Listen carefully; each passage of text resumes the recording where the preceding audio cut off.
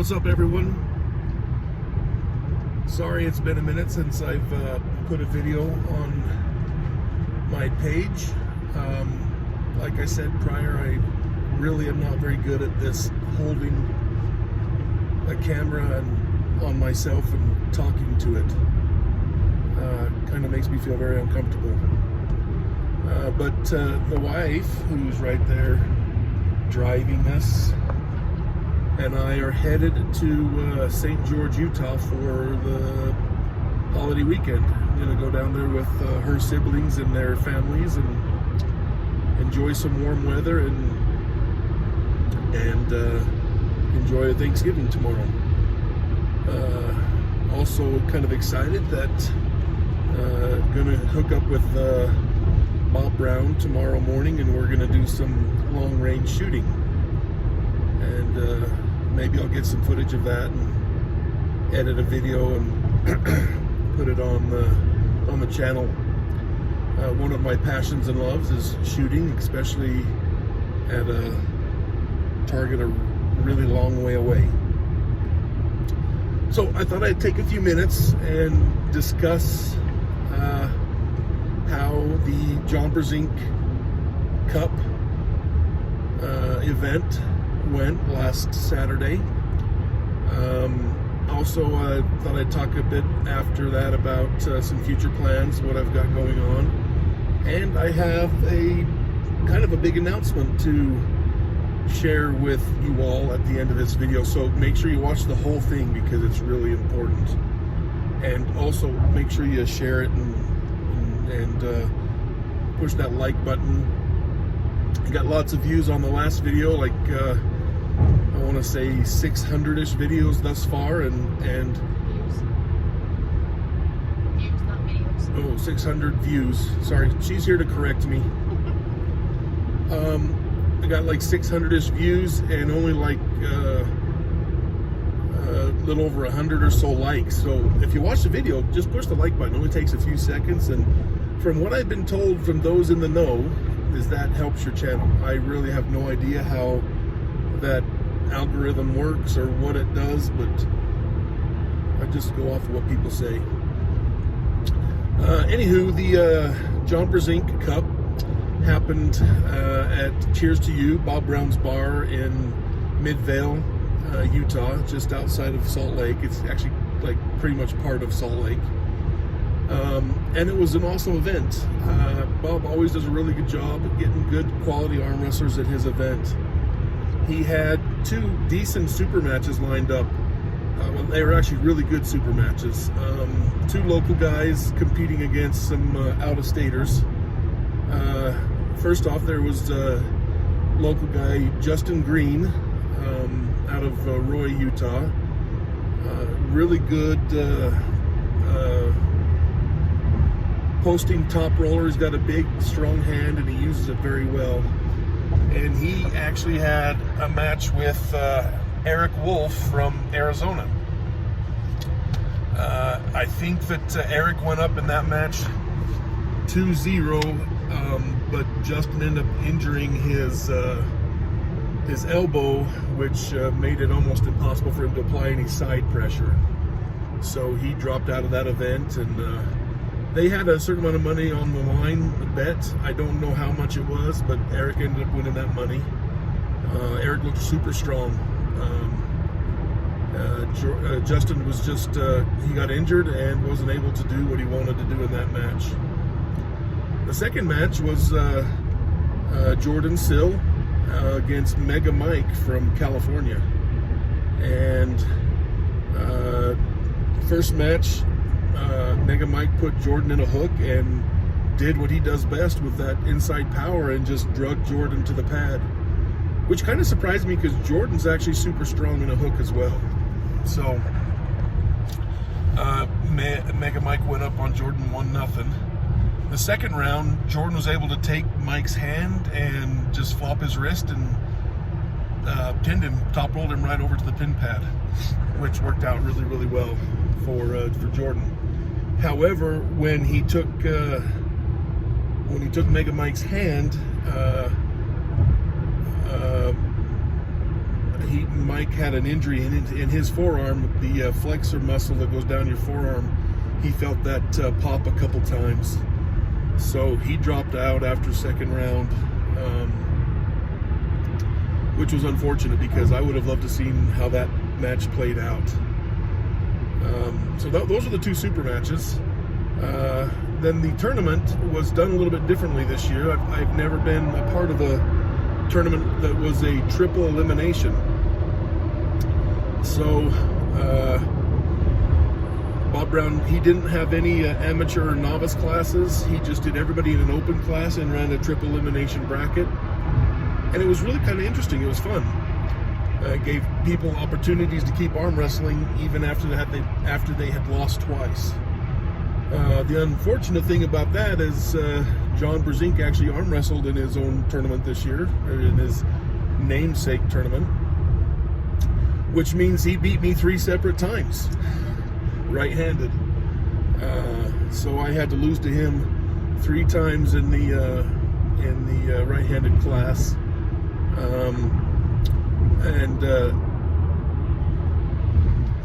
the person who took third in that class was Robert Fowler from Vegas.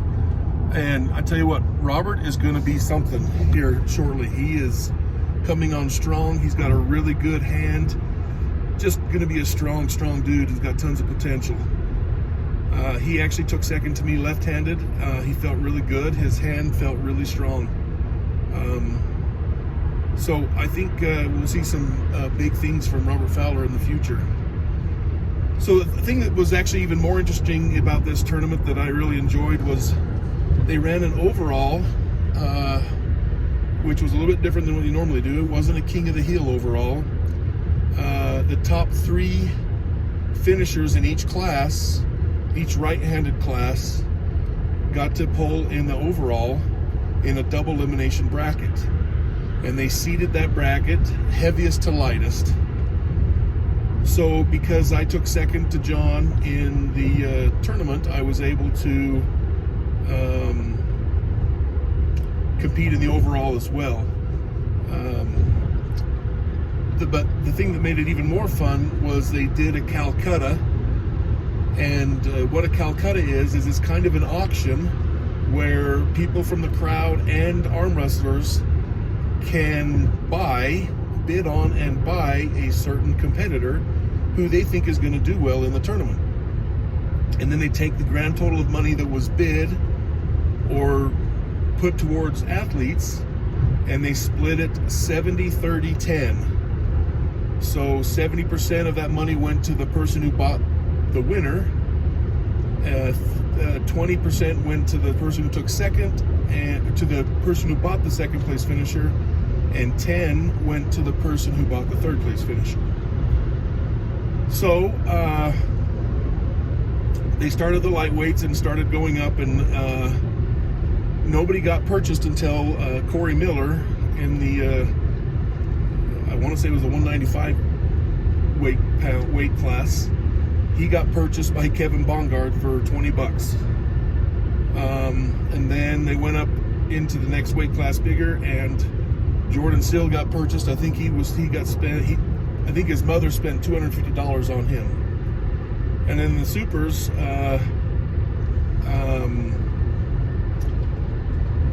I was bought for $60 by Kevin Bongard. So Kevin bought both Corey Miller and myself, and then they started bidding on John. And I tried to buy John. Me and one of my arm wrestling teammates went in together and said we could go $235, but we still got outbid. I think he was sold for $260 or $265, something like that. So anyway, they started the double elimination bracket, and my first match was against Robert Fowler, who I had just arm wrestled 3 separate times in the right-hand class and 3 separate times in the left-hand class. So we pulled each other quite a bit at this event. I was able to pin him, and then the second match I got John Brzenk because he was the third lightest person at the event. I just laid down to him in that match because I knew that the chances of me beating him right then was pretty low. So I laid down to him and lived to fight another day was my strategy. Ended up working my way all the way back through the losers bracket. I had to beat a few really good arm wrestlers. Eric Wolf, I had to beat him, and he's super strong.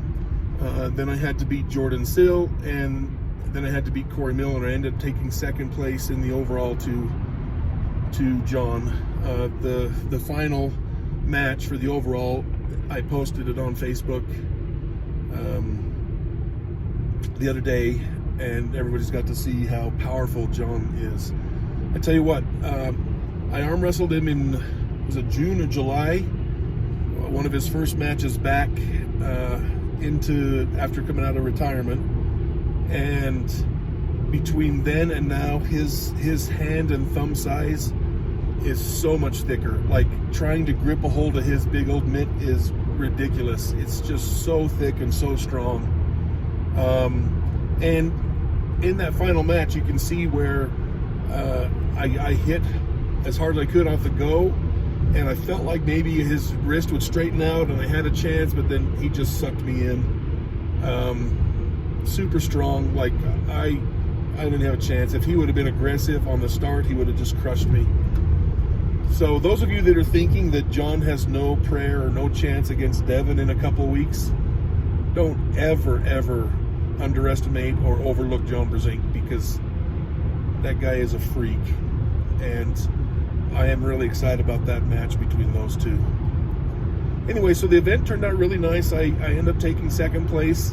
Kevin Bongard ended up winning money for both the second and third place, because he bought both Corey Miller and I, because Corey ended up with the third place in the overall. And I made $200 for taking second place in the overall, which really surprised me with the talent of people that were there, because my right arm is not my good arm, and it's really not that great compared to those out there that are good arm wrestlers. But it was a fun event. After the John Brzenk Cup every year, Bob Brown has everybody come over to his place for an after party / after polling session. He's got like 6 tables up and just everybody arm wrestle. It's a really good event, a really awesome activity. He buys pizza for everyone. He has waters and drinks there, and it's a great time. Has a bonfire going, and if ever you have a chance to go to the Brzenk Cup tournament, I would make it happen, because it's a lot of fun. So yeah, that was how that tournament went. This last weekend, it was a good experience, and Bob's my coach and one of my best friends, so I always try to support him whenever I can. Okay, second of all, or next thing on the list is super matches of events coming up that I've got planned that I would like to do. There's an event, the Washington State Championship, the 10th of December, I think it is, 10th or 11th of December in just outside of Portland, Oregon, in Washington. What city is it there? Vancouver? I think it's Vancouver. Tim Talmadge puts that one on. It's going to be an awesome event. I'd really like to go to that. I'm trying to make it work out financially. He said he's going to pay some money to the overall champions on both right and left hand. So there's a chance I can make some money back to pay for the trip.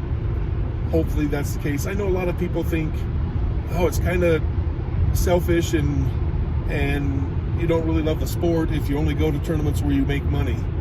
Well, when you don't have a lot of money to spend, you have to be able to justify going to these events by supplementing your trip with a little bit of income. So I do love the sport, and I would arm wrestle every weekend if I could, but I just can't financially. So I have to find ways to get to events where I can make it work for me financially.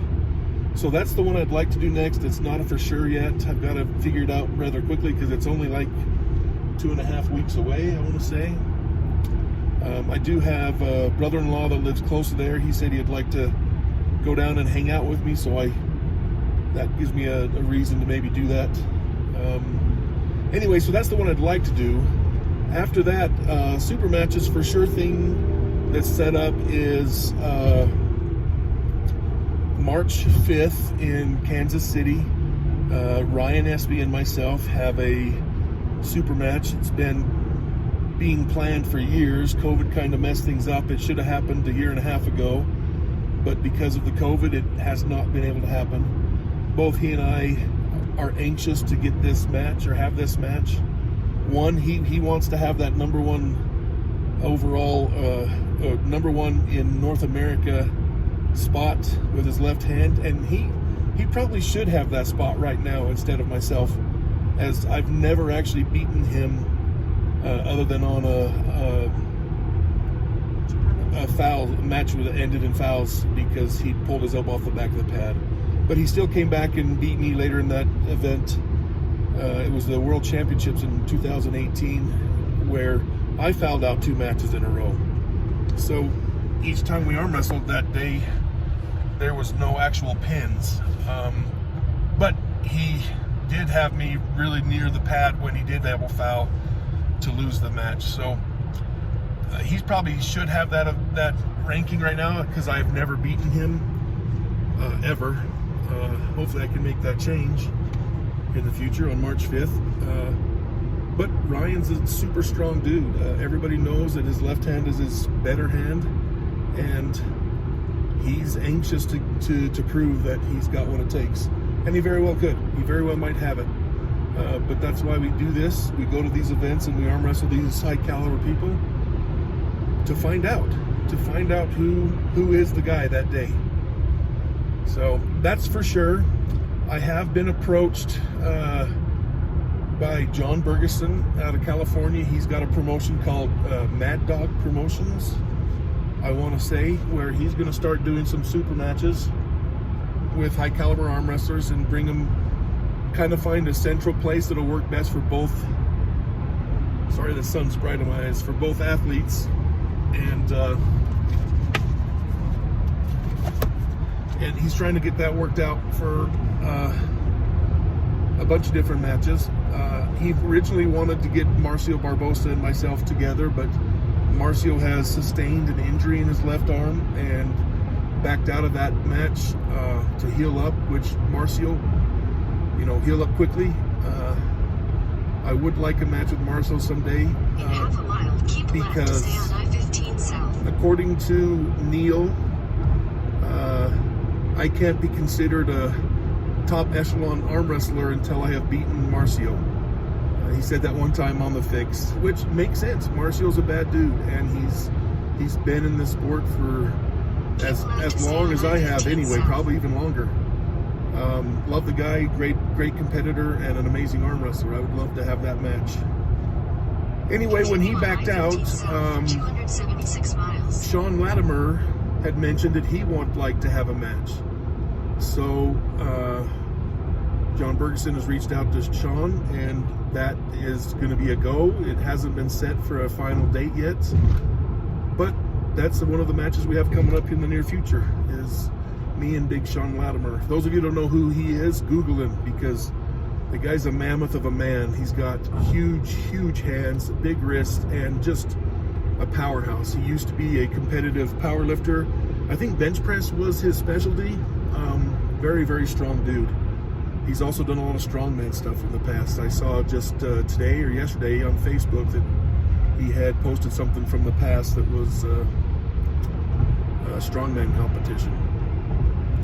But I've got some really big news that I think will interest a lot of people in the world of arm wrestling.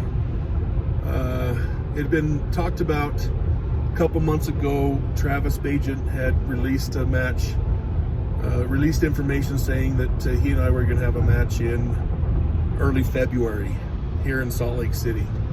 Well, unfortunately, that did not work out. Nothing was able to pan out for Salt Lake City. And he and I talked about that yesterday on the phone. It was Sunday. We spoke about it on Sunday, a couple days ago. And he apologized for that, but said he would love to have me come to West Virginia in June, on the 18th of June, Father's Day weekend. He's going to have a big event there. It's a big, huge town celebration where his town's gonna put up some money to have some competitors flown in for an event there.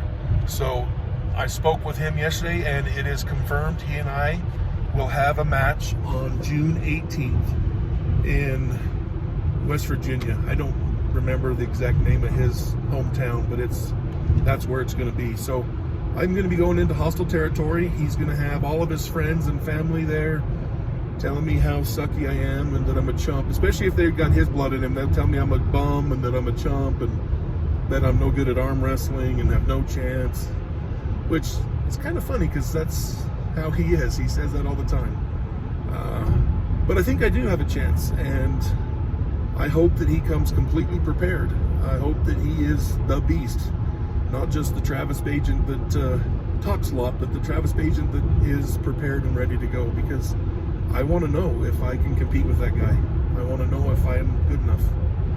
So that's the big news. June 18th in 2022 in West Virginia, Travis Bagent and myself will have a super match, and it's going to be a pay-per-view even, so people can pay-per-view and watch it, which I think is kind of exciting. It allows people to get to see it if you're not at the event.